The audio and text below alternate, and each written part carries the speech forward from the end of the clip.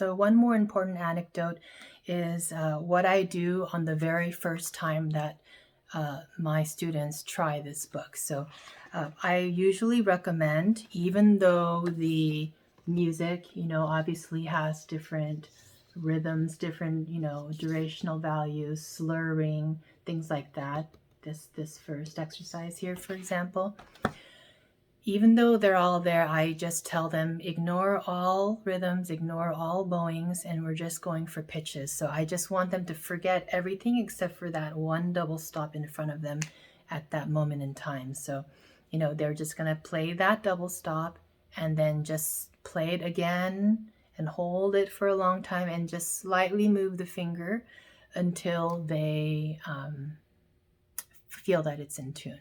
Okay, so if I'm able to, I'll give you an example of it. I'll show you how you would practice it. I'm going to break it down very, very slowly, just one by one. So I'll take the Melodious Double Stops by Josephine Trott first exercise in book 1. So book 1, number 1, and it goes something like this.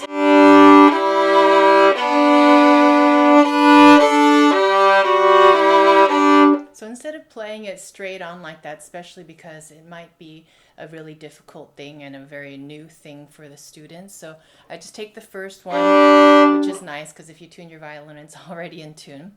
And the next one is, right, so let's say I played it flat, so it sounds out of tune, so I would just slowly move my finger. If I'm not sure, it's just like the same process as tuning your instrument. If I'm not sure, I just pick a direction and I go up. So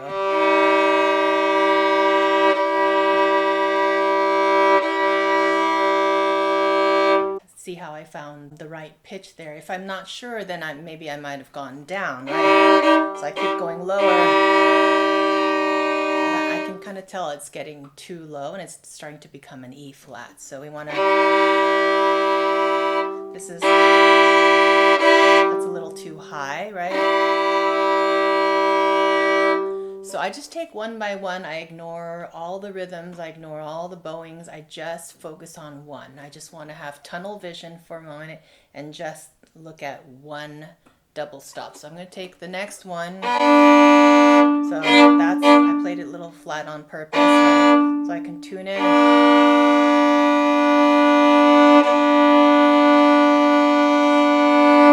Some of these I might not hit on the first try, but many of them I will. Right, like this one, I think I could go a teeny bit higher.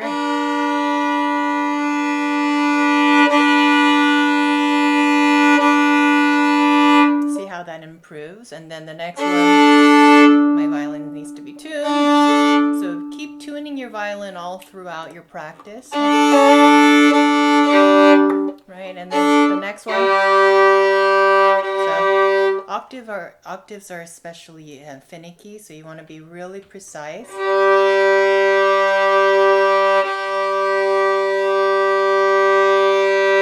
I tell my students we need to do the 2-second rule.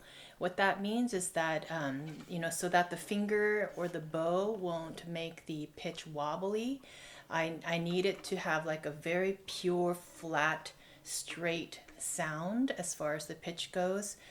This brings up a couple of important points, is that anytime we are working on double stops, we have to have good bow control. I see this time and time and time again where somebody's trying to tune their double stop, but their bow is causing problems. So if you're in the wrong highway, wrong bow speed, wrong bow way, then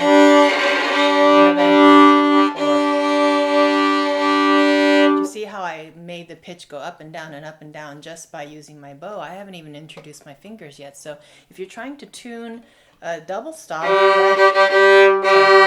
that's out of tune, and then on top of that, see how I'm making it more out of tune with my bow. There's absolutely no way we can actually get to the final process, to the final goal. So the bow has to be like just nice and even, straight. Think about a straight line. Think about steady weight, steady speed. I usually do like medium to medium fast speed. because often with double stops, they start to press down a bit.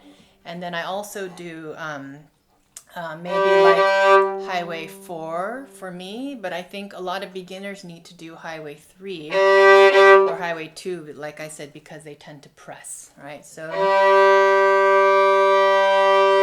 see, I'm gonna make it wobbly for a while, but close to being in tune.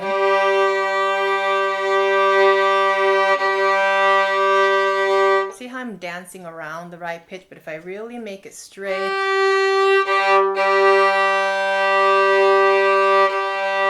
I found it.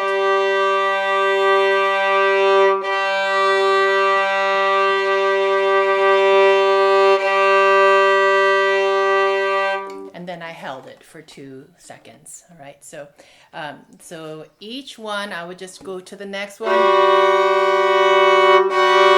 This is the dissonant interval, so it's a little difficult to hear, but do your best and don't change it to an F natural. Sometimes I hear people doing that, right? And then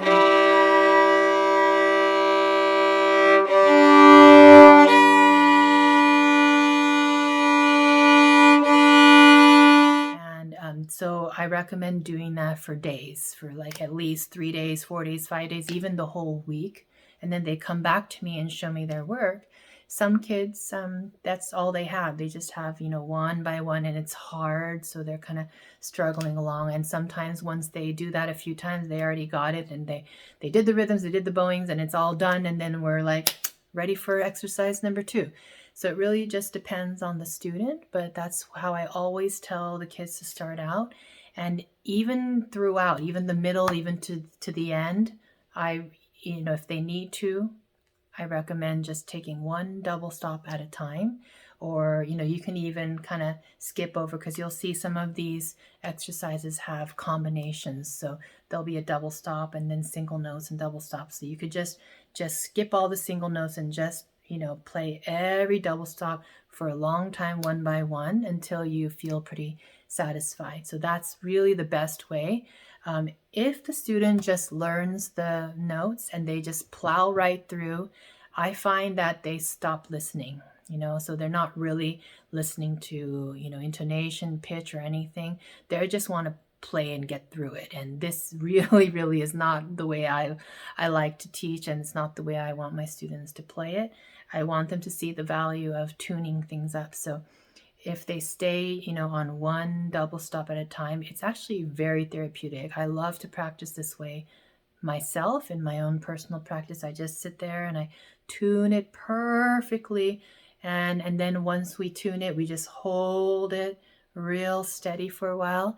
And that's when we start to kind of cleanse our ears out. And then, our ears begin to recognize what true, intonation, perfect intonation really is. So another thing you might notice is when you finally arrive at the right pitch, the volume suddenly becomes greater, and that's a good sign. That means that, if you're really, the 2 notes are in tune with each other, then they're going to sort of like amplify one another, and then it's going to sound really right. You also might notice this buzzing noise, and if there's a buzz, that's an actual pitch, right? So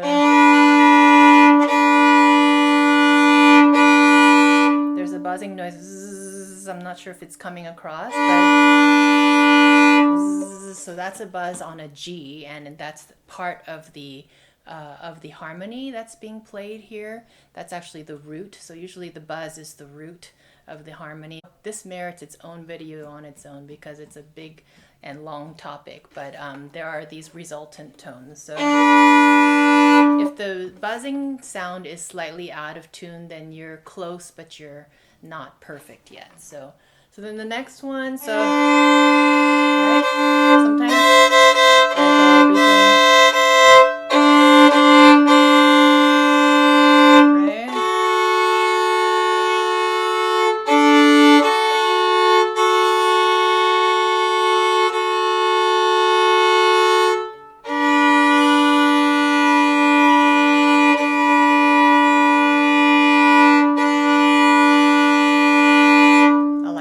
one the best. So you can see how even for me, I'm pretty well in tune, but I can still do better. I can still do better. I can still do better. So I really love practicing this way, even for myself. And the more you listen to this really pure double stop intonation, the better it's going to, help your ear training. And you'll be surprised how quickly we kind of clean out the cobwebs in our ears, and then we can hear things faster and faster and faster. So anyway, I hope that that makes sense. I just wanted to demonstrate a little bit of that, what I was talking about in the earlier portions of this series. So yeah, you just continue doing it that way, and then the next step would be, to take maybe just do it again and again, of course. But the next step after that is maybe to take a few notes at a time to see if you can go from one to the other. If you really pay attention to how it sounds and how it feels, like which way you're correcting. If you keep getting to that one double stop, you have to correct lower each time, right? Or that other double stop to correct higher. Just remember all of these things. You have to have a good memory, remember which way you corrected it, and then you're going to be able to get it faster and faster and faster. And then you would kind of branch out. So you might take like 2 notes or 3 notes all together and 4 notes all together, and just stay within groups, within families. That's what I suggest. I don't suggest going all the way through, because if you just play through and you're a little bit out of tune, you're starting to kind of dull your senses again, and we don't want that. We want to keep our ears really, really alert and only listening to as much pure good intonation as possible. So this is how you would get started in this book. If you're very, very new to double stops, I would highly recommend doing it that way. If you find this book is too challenging, I highly recommend Fiddle Magic. Fiddle Magic has all sorts of exercises in it and only some double stops, but I really think it's still worth it for you to take a look into that. And I have a book review on Fiddle Magic as well, so I will link it here above in this video as well for you. Okay.